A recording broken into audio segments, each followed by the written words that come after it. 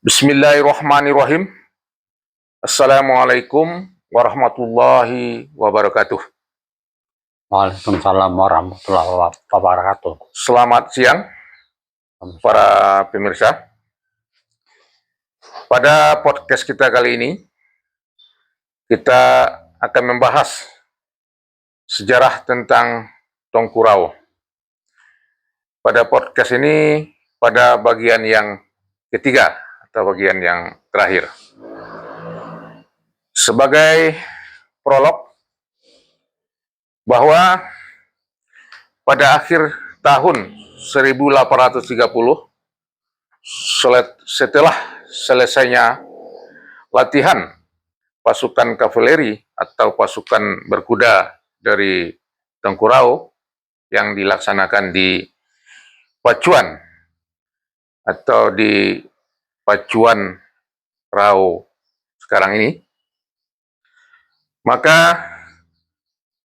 oleh para petinggi-petinggi dari pasukan Saman untuk mengantisipasi kedatangan penjajah Belanda ke Lembah Rau, maka didirikanlah kubu-kubu pertahanan, di mana kubu-kubu pertahanan tersebut adalah menghadap ke pantai barat, karena untuk menaklukkan Lembah Rau itu adalah dari pantai barat. Di antara kubu-kubu pertahanan tersebut adalah kubu pertahanan Natal yang dipimpin oleh Tongku Tambusai. Kemudian kubu pertahanan Air Bangis yang dipimpin oleh Tongkurau. Dan yang ketiga adalah kubu pertahanan Parik Batu yang dipimpin oleh Tongku Lelo. Sedangkan yang keempat adalah kubu pertahanan Bonjol yang dipimpin oleh Tongku Imam. Nah, empat kubu pertahanan inilah yang akan kita ceritakan dalam podcast kita kali ini. Nah, untuk lebih jelasnya penceritaan tentang podcast kita yang ketiga ini, kita telah kedatangan narasumber, yaitu nenek kita, Nek Samsirudin. Selamat siang, Nek. Selamat siang. Nah, jadi itulah tadi, Nek, ya, sebagai prolog atau pengantar telah kami sampaikan tadi. Untuk lebih jelasnya penceritaan tentang podcast kita pada bagian yang ketiga ini, langsung saja kita mendengarkan penjelasan dari narasumber kita. Ya. Silakan, ya. Ya. Setelah selesainya latihan tentara berkuda dari pasukan Saman yang dipimpin oleh petinggi-petinggi tentara pasukan Pasaman, yaitu Tuan Kurau, Tuanku Tembusai. Pasukan Saman. Pasukan Saman itu dipimpin oleh Tuan Kurau, Tuanku Tembusai, Tuanku Imam, dan Tongku Lelo. Maka ketika itu datanglah Datuk Bagindusati dari Kotorajo, dari Batringi Kotorajo, untuk memberi nasihat kepada petinggi-petinggi Saman. Nasihatnya harus dibuat kubu-kubu katanya. Jadi terbentuklah empat buah kubu, yaitu sebelah utara kubu Natal yang dibentuk kubu Maramais 15 km dari Natal. Setelah itu kubu di Bonjol dibentuk pula kubu di Bonjol, namanya kubu Bonjol yang dipimpin oleh Tuanku Imam. Setelah itu dibentuklah kubu Air Bangis yang tempatnya di Silaping. Silaping disebut kubu Silaping. Setelah itu dibentuk pula kubu di di apa Parit Batu. Parit Batu yang dipimpin oleh Tongkulelo. Setelah itu Coba jelaskan dulu nih. Ya. Tongkulelo ini siapa nih? Tongkulelo itu adalah orang dari Bakara, pendekar dari Bakara, sebagai pemimpin pendekar-pendekar yang dikirimkan oleh Ompu Patun Nabolon. Ompu Patun Nabolon adalah mama dari Tongkulelo, artinya abang emaknya, yang dikirim ke Rau untuk membantu. Siapa nih Empu Tuan Nabolon? Ompu Patun Nabolon itu adalah Singamaraja ke-10. Oke. Jadi supaya pemirsa Ya. jelas kedudukan statusnya. Ya. Lanjut nih. Setelah kubu-kubu itu terbentuk, direkrutlah pemuda-pemuda untuk mendiami kubu tersebut sebagai tentara Pasaman, tentara Saman. Sedangkan di Tatal, namanya kubu Moramais. Maka pemuda-pemuda yang duduk di situ adalah pemuda-pemuda dari Moramais. Melihat sibuknya pasukan Saman, maka mata-mata dari Sultan Kabidon merasa khawatir. Dianggapnya kubu tersebut adalah orang-orang yang berada di kubu tersebut ingin menyerang Natal, maka langsung dia berangkat ke Padang menemui. Itu tahun berapa tuh nih? Tahun bentuknya kubu-kubu ini? 1830 menjelang 1831. Ya. Jadi berangkatlah mata-mata Sultan Kabidon itu ke Padang untuk minta bantuan kepada Oversteelot dengan alasan orang-orang Saman udah mengepung Natal. Jadi Elot pun sibuk menghimpun tentara-tentara dari Padang, yaitu yang terutama tentara-tentara adat, yaitu orang-orang dari Dare, dihimpun orang Jawa, orang Ambon, orang Manado, atau orang-orang suku lain yang mendukung Belanda. Jadi untuk merekrut itu memakan waktu yang lama juga. Ya. Jadi pada bulan November 1831 dikirimlah dari Padang tentara Belanda untuk mengantisipasi Natal jangan direbut oleh kaum Saman. Jadi dikirimlah tentara Belanda itu ke Natal. Pada saat itu tentara-tentara yang datang ke Natal itu mengusir penduduk yang ada di Natal. Rumahnya dijadikan asrama mereka. Akibat itu banyaklah penduduk Natal yang mencari-cari tempat berteduh malam hari, sampai mereka ke Moramais. Di Moramais bertemulah mereka dengan orang-orang Saman di Moramais. Oleh orang-orang Saman diberikanlah rumah-rumah untuk mereka untuk menetap di malam hari. Setelah itu mereka mengadulah kepada tentara-tentara Saman yang ada di Moramais bahwa mereka diusir dengan paksa oleh orang-orang tentara Belanda.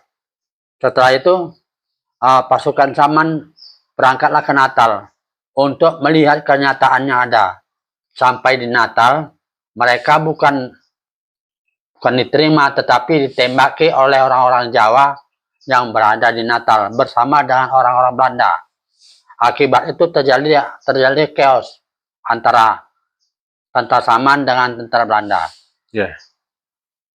Waktu itu tentara Belanda itu kalah terdesak sampai ke pantai.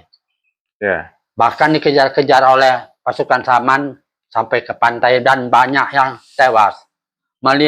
Ketika itu melihat kejadian itu, ketepatan Bagindo Nakodolangkop sedang patroli di pantai barat. Melihat orang-orang Belanda itu ditikami, banyak yang tewas.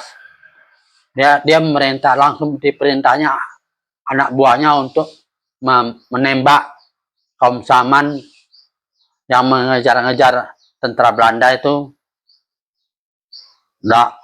Oleh anak buahnya ditembaklah kaum Saman itu. Akhirnya Nembak ini dengan meriam, ditembak dengan meriam dari kapal Nakodolangkop. Oleh karena itulah banyak kaum Saman yang tewas dihantam peluru meriam. Berikut pada saat itu rumah Sultan Kabidon juga tertembak sehingga rumah itu hancur dan terbakar. Setelah itu tentu kaum Saman mencari tempatnya yang aman. Mereka mundur ke Maramais, sebagian mundur ke daerah Silaping.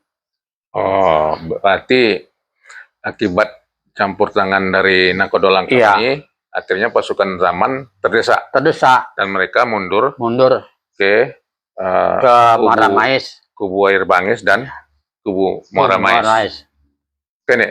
Setelah itu oleh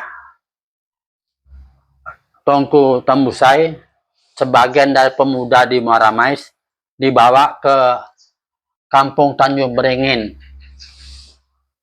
Di Kampung Tanjung Beringin itu ada benteng yang dibuat. Maksudnya Tanjung Beringin ini di mana nih? Tanjung Beringin itu di Lubuk Saping. Oh, gitu. Di Lubuk Saping. Di Tanjung Beringin itu juga ada benteng yang dibuat Tuan Kurau. Ketika dia diminta Tengku Imam untuk menghapus penyamun yang ada di situ. Ya, itu kan sudah kita ceritakan di part yang kedua kalau nggak salah. Itu tahun 1810. Untuk membersihkan sarang penyamun yang ada di Pasar Benteng sekarang ini. Kira-kira disitulah letaknya Pasar Benteng. Karena dibuat benteng, maka kampung itu disebut benteng. Sampai sekarang. Sampai sekarang. Ya. Oke, lanjut nih. Jadi, setelah itu, yang orang-orang dari Muara Mais tadi itu dibawa dilatih di sana. Dilatih di Tanjung Beringin. Ketika itu pemuda-pemuda yang dari Muara Mais itu juga menganggap pemimpinnya orang yang paling alim di antara mereka, yaitu Kari Ibrahim. Jadi itulah sampai sekarang keturunan Kari Ibrahim masih ada, termasuk salah satunya adalah mantan Bupati Pasaman, yaitu Beni Utama. Oh, itulah. Dan juga beliau sudah dinobatkan sebagai pemangku Sara di Negari Tanjung Beringin. Iya, Tanjung Beringin. Dengan gelar Kari Ibrahim. Kari Ibrahim. Oke nih, lanjut. Sudah itu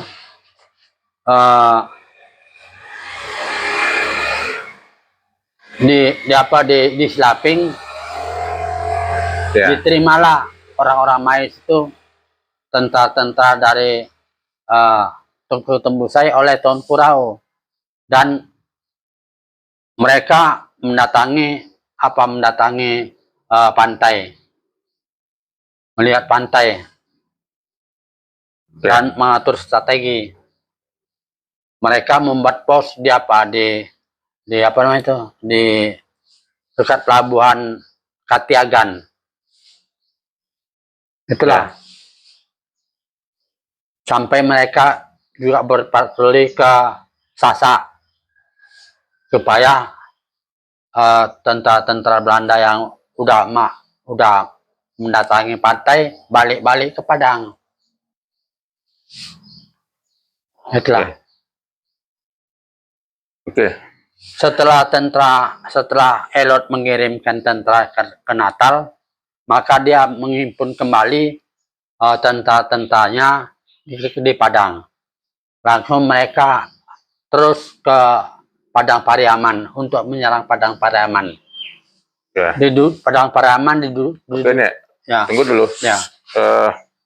Dalam peristiwa chaos di Natal tadi, ya, itu perkiraannya di akhir 1831. Ya. Kemudian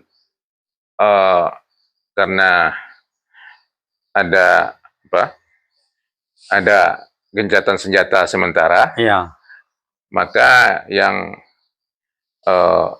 dari front Parik Batu ini yang dipimpin oleh Tunku Lelo datang ke Natal untuk melihat kejadian itu. Ya. Dan melihat kenyataan kejadian itu, apakah tentara Saman itu menang atau kalah. Ya. Ketika itu juga ikut Raja Gudumbang sebagai petinggi dari Tengku Tembusai, pasukan Tengku Tembusai, sampai di rumah godang Sultan Kabidon ini bilanglah bahwa rumah itu terbakar akibat Bagindo Sumban membakarnya. Ya. Dari situlah Raja Gudumbang sakit hati kepada kaum Saman dan dia tidak mau membantu kaum Saman. Dan akhirnya dia sepakat dengan tentara-tentaranya hanya membantu Belanda. Ya.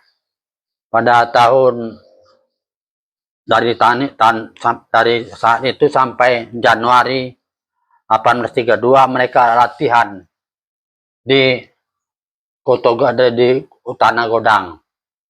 Itulah mereka latihan untuk membantu tentara Belanda. Itulah. Nah, itu di 1832 awal 1832 sampai awal 1832.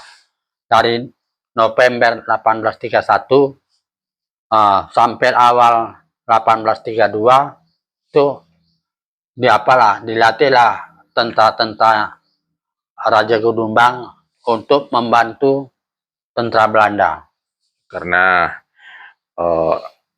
Karena sakit hati. Laporan dari Sultan Kabidun. Ya. Bagaimana hubungan antara Raja Gudumbang dengan Sultan Kabidun? Raja Gudumbang dengan Sultan Kabidun karena Sultan Kabidun itu menikahi adiknya, adik Raja Gudumbang. Dia orang Sumando ya? Orang Sumandonya. Ya. Okay. Itulah.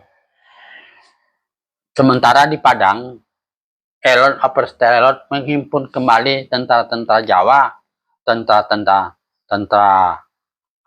Darek atau tentara adat untuk dikirim menyerang Bonjol. Jadi tentara-tentara itu sudah standby di Padang. Ya. Pada awal Januari, Elot dengan tentaranya menuju Padang Pariaman. Padang Pariaman tanpa ada basa-basi, tanpa ada pemberitahuan, langsung ditembak dengan meriam. Di Januari 1832? Ya, 1832. Ya. Banyaklah rumah-rumah di Pariaman yang hancur. Bahkan banyak juga masyarakat Padang Pariaman yang tewas akibat ditembak dengan meriam. Setelah itu mereka pergi ke Tiku. Di Tiku mereka dihambat oleh tentara Tiku. Itulah mereka mengumpulkan seluruh orang tua-tua, seluruh kaum perempuan-perempuan, anak-anak, pemuda-pemuda yang ada di situ dikumpul di lapangan di Padang di Tiku. Mereka langsung ditembaki, langsung ditikam, bahkan dibacok dengan pedang. Itulah ganasnya mereka terhadap orang-orang di Sumatera Barat. Setelah itu mereka, setelah Tiku jatuh, mereka berangsur ke ke Mangkopo. Di Mangkopo pun terjadi perang sengit. Orang-orang Mangkopo tidak mau kalah. Sampai mati orang tuh, banyak yang mati. Ya, artinya perlawanan sengit di Mangkopo. Setelah Mangkopo kalah, karena tentara Belanda ini alat-alatnya istilahnya canggih. Lengkap. Maklumlah, alat-alat tentara Belanda itu adalah alat perang dari perang Napoleon Bonaparte. Alat-alat yang canggih. Setelah itu, mereka menghadap belok kiri, menghadap ke atas, menghadap ke Agam. Di Agam juga mendapat pertentangan mereka. Di Agam bukan juga sama dengan di Mangkopo. Dihadang dengan tentara Saman yang sangat sengit sampai mereka mati, baru dapat Agam diduduki oleh Belanda. Di Agam Belanda membuat benteng untuk menjaga keamanan tentara-tentara Belanda. Di benteng itulah mereka membuat kampung. Ya. Setelah itu mereka berangsur ke lembah Alan Panjang. Di lembah Alan Panjang mereka berhenti dan mengirimkan datuk-datuk Alan Panjang yang disegani masyarakat untuk mengumumkan kalau Bonjo melawan terhadap Belanda, maka Belanda akan membumi hanguskan Bonjo, mendatarkan rumah-rumah. Oke deh, supaya pemirsa jelas. Ya. Jadi dari kedatangan pasukan Belanda mulai dari Pariaman, Tiku Mangkopo, ya, itu dari Januari 1832. Ya. Nah, hingga sampainya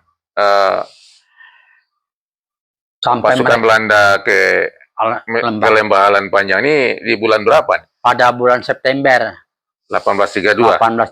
Mereka sudah sampai ke lembah Alan Panjang dan mengumumkan kepada masyarakat bahwa siapa masyarakat yang memberontak kepada Belanda akan dibunuh, bahkan rumahnya akan didatarkan dengan tanah.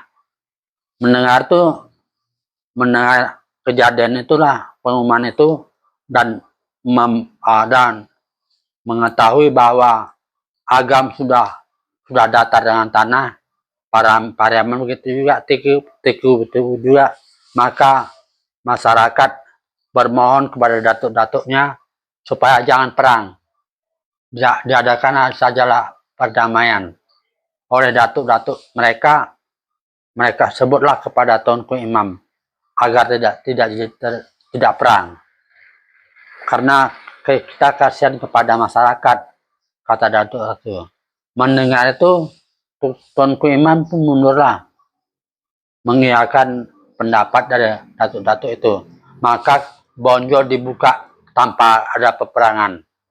Belanda masuk ke Bonjol tanpa ada peperangan. Sampai di Bonjol mereka menyuruh masyarakat keluar dari rumahnya dengan paksa.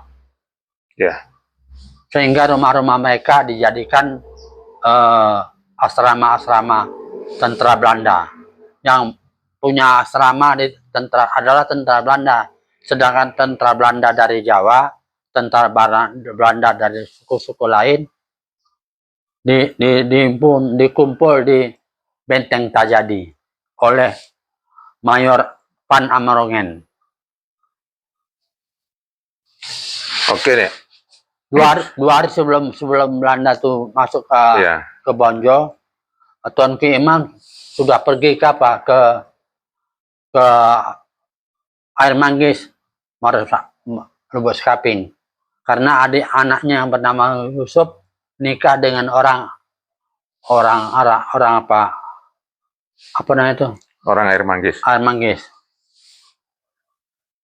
Ketika Belanda duduk di Bonjol, Tuanku Imam tidak ada berada di sana, dia berada di Air Manggis. Apa yang kejadian tidak dilihatnya. Ya. 2 hari setelah itu datanglah utusan datuk-datuk dari Bonjo untuk mengundang Tuanku Imam untuk bermusyawarah dengan Operste Elot. Besoknya Tuanku Imam datang ke Bonjo dengan anaknya, dikawani oleh anaknya yang bernama Yusuf. Sampai di Bonjo, Operste Elot menasihati Tuanku Imam supaya Tuanku Imam tidak usah lagi berpolitik, tidak usah lagi berperang, katanya. Karena Tuanku Imam udah tua, lebih baiklah Tuanku Imam beramal untuk menghadap Allah Ta'ala, katanya. Itulah. Ya. Ya. Jadi dalam dialog itu, apakah Elot ini ada usulan? Ya, Elot dalam dialog itu Elot musul supaya yang tua-tua itu jangan lagi menjadi pemimpin, katanya.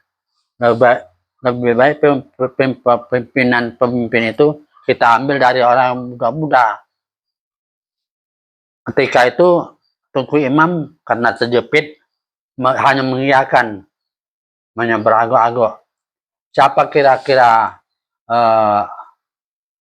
pemimpinnya akan kita angkat, kata Elot. Dijawab Tuanku Imam, ya Tuanlah yang paling pantas mendudukkan siapa yang bagus menjadi pemimpin di Bonjo ini. Oleh Elot itu nggak mungkin deh, karena yang pemimpin selama ini adalah Tuanku Imam. Jadi Tuanku lah yang berhak menunjuk orangnya. Siapa yang Tuanku tunjuk, itulah yang saya angkat menjadi pemimpin, kata Elot. Oh, kalau begitu baiklah. Tetapi sayangnya Tuanku Imam tidak menunjuk anaknya. Ya. Dia menunjuk muridnya yang bernama Tongku Mudo. Tongku Mudo ini ada anak murid yang paling patuh kepada dia dan paling pintar untuk melaksanakan tarikat berzikir. Jadi ditunjuk dia menjadi sebagai pemimpin. Oleh Elot diangkatlah Tongku Mudo menjadi regen di Bonjo. Regen di Lembah Alan Panjang. Lembah Alan Panjang. Duduk di Bonjo. Nah, setelah Tongku Mudo menjadi regen di Lembah Alan Panjang, maka Operste Elot memerintahkan anak buahnya untuk memanggil Mayor Amringen ke tempatnya di Masjid Bonjo. Di Masjid Bonjo, Operste Elot memerintahkan Mayor Amringen untuk menduduki Benteng Rau. Benteng Rau itu adalah benteng yang terkuat, kata Elot. Kalau Benteng Rau sudah didapati, maka Sumatera bisa kita kuasai, kata Elot kepada Amringen. Amringen berangguk-angguk, maka diperintahkan kepada Amringen, sekarang juga berangkat kalian ke Benteng Rau. Perintah itu dilaksanakan oleh Mayor Amringen. Mayor Amringen balik ke Benteng Tajadi untuk menghimpun tentara Belanda yang dikirim dari Padang. Mereka berangkat ke Tanjung Beringin. Di Tanjung Beringin mereka tidak mendapat perlawanan. Masyarakat Tanjung Beringin berdamai, karena pimpinannya Tunku Imam juga berdamai dengan Belanda. Setelah sampai mereka di Sundatar, di kampung Sundatar, mereka terhambat oleh pasukan Saman yang berada di Borneo Tinggi, yang dipimpin oleh Sabudin Songsambulu, Datuk Mangkudum. Jadi tentaranya terjepit sampai ke kampung Sawah Panjang. Ketika itu Mayor Pope melarikan diri balik ke Bonjol untuk minta bantuan Elot, karena banyak tentara yang dipimpin Amerongen sudah banyak yang tewas. Jadi sampai di Bonjol mengadulah Letnan Pope kepada Operste Amerongen, Operste Elot, bahwa tentaranya sudah banyak yang tewas. Maka dimintalah bantuan. Kira-kira diberi bantuan sebanyak 6 kompi. Berangkatlah Letnan Pope bersama tentara bantuan sebanyak 6 kompi, sedangkan tentaranya 1 kompi. Jadi jumlahnya menjadi 7 kompi. Sampai di kampung Sawah Panjang bertemu dengan Mayor Amerongen. Mereka langsung menyerang Sundatar dan berbelok ke kiri, terus mendaki sedikit bertemu dengan kampung Borneo Tinggi. Kampung Borneo Tinggi langsung ditembak dengan meriam, sehingga kampung itu terbakar dan hancur. Banyak warga Borneo Tinggi yang wafat. Berikut tentara-tentara yang dipimpin oleh Sabudin juga banyak yang tewas. Melihat tentaranya banyak yang tewas, mereka mundur sampai ke ujung Gading.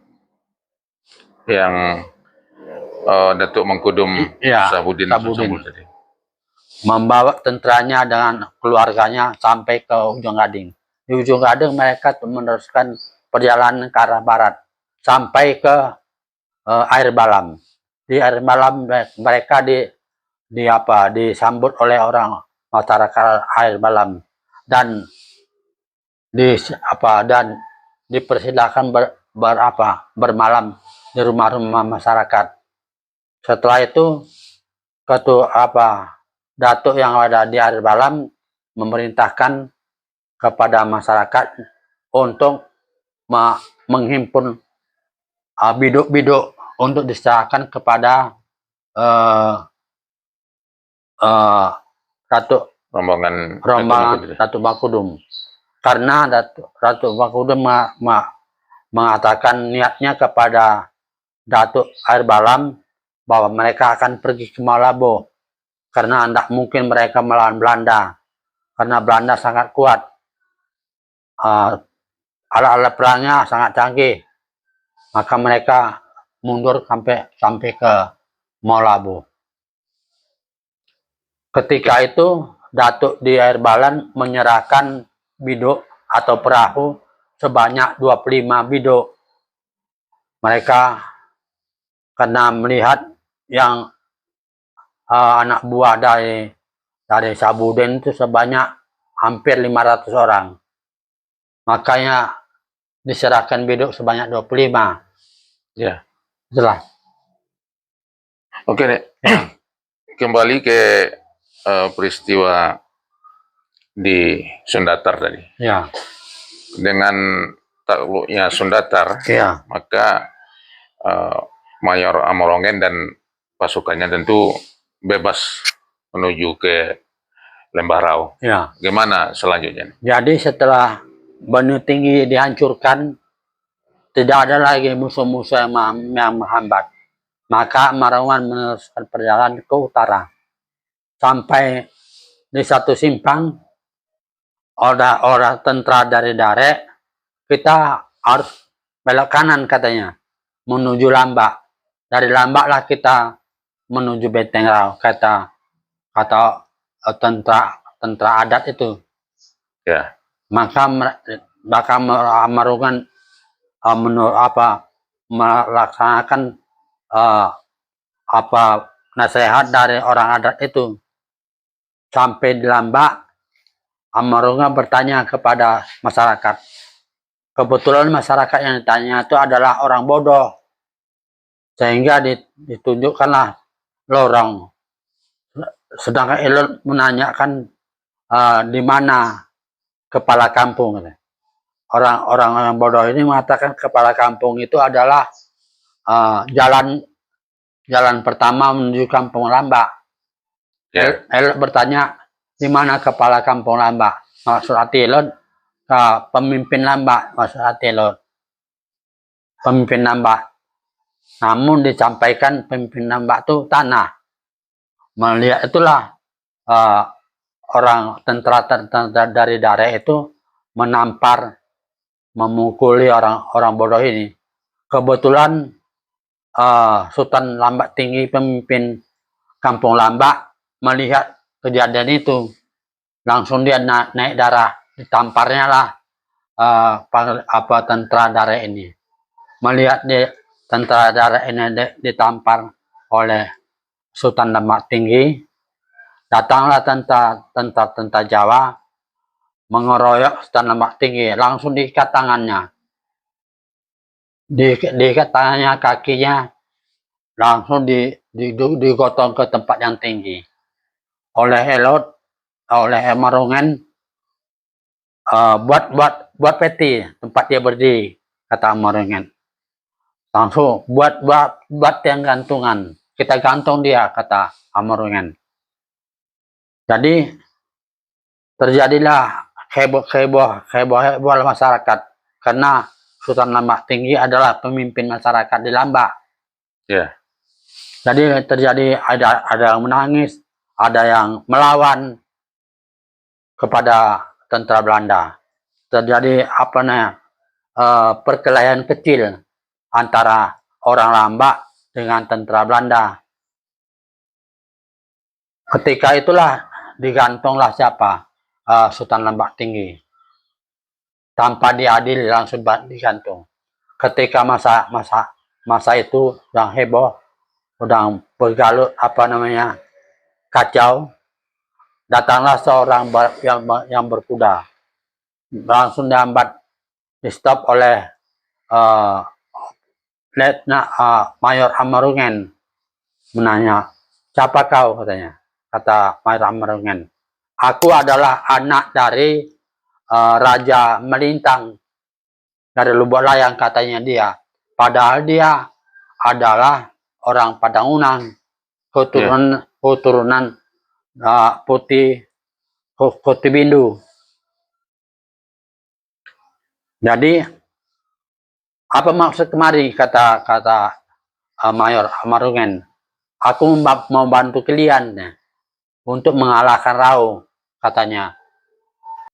Bersediakah Raja Adil untuk membantu kami, katanya. Ia bersedia asal diberi upahnya. Oleh Elot ditanya, berapa upahnya? Upahnya sebanyak 200 gulden. Artinya 200 gulden itu upahnya 50 ekor kerbau. Itulah upahnya. Jadi Elot mengiyakan, kalau perang selesai, kan kami beri hadiah itu, upah itu kepada Raja Adil, katanya kan. Jadi pergilah tentara pasukan Mayor Amarungan dibawa oleh Raja Adil terus ke Kampung Kuamang. Dari Kampung Kuamang mereka terus lagi ke tempat ke Istana Gajah Morom. Dilewati mereka Istana Gajah Morom. Itulah sampai mereka ke Cironting. Di Cironting, Mayor Amarungan membagi dua pasukannya. Sebagian pasukan yang dipimpinnya langsung menuju pasukan yang dipimpinnya menuju utara, sedangkan pasukan yang dipimpin oleh anak buahnya yaitu Letnan Van Paborden belok ke kiri menuju Langse Kodok. Dari Langse Kodok mereka menuju ke Kampung Pancahen. Kampung Pancahen itu adalah kampung istri dari Raja Adil. Sesampainya di Kubu Baru, mereka diserang oleh orang Saman yang dipimpin oleh Datuk Paduko, sehingga mereka kucar-kacir lari sampai ke sore. Dari sore mereka menuju ke belok ke arah barat menuju Koto Godang. Di Koto Godang secara tiba-tiba masyarakat Koto Godang yang tidak tahu apa-apa diserang. Banyak yang pemuda-pemuda yang ditembaki mereka, sehingga Datuk yang Besar menyerah dan dipaksa untuk menunjukkan jalan ke Benteng Rau. Oleh Datuk yang Besar ditunjukkanlah ke arah barat menuju Tampang. Di Tampang balik ke arah timur untuk menuju Benteng Rau. Itulah. Oke, Nek. Ya. Setelah sampai di Cironting tadi, ya, kalau yang pasukan Amorongen tadi, ya, melanjutkan perjalanan sampai ke kampung Karmaini. Bukan kampung Karmaini, kampung